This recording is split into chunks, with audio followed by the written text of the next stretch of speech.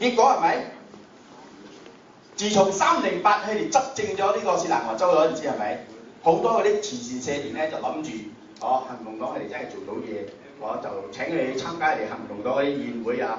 我有個朋友係做牧師嘅，佢有9個中心去照顧嗰啲老人啊、細佬啊、殘障嘅，請呢個高級行政員去嗰度，結果9個中心170幾個嘅嗰啲需要照顧嘅人，佢淨係捐幾多錢啊？1000蚊，1000蚊嘅。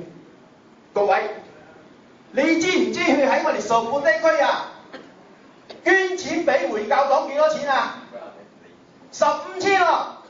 點解啊？因為聽講啊，個回教黨係咪佢哋念經唔夠大聲，阿拉聽唔到啊？要幫佢攞15千啊，買咪嚟唱大聲俾阿拉聽。各位，點解我哋嘅高級行政員要捐15千俾回教黨去買一啲咁嘅音響啊，嚟煩到我哋唐人區咧？嗰陣時我哋喺度嘈佢嗰時，係講咩喎？好嘈，好敏感嘅呢啲問題。各位，我哋唔驚嘅呢啲嘢，我哋會企出嚟一講俾你聽，公平喎，高度喎。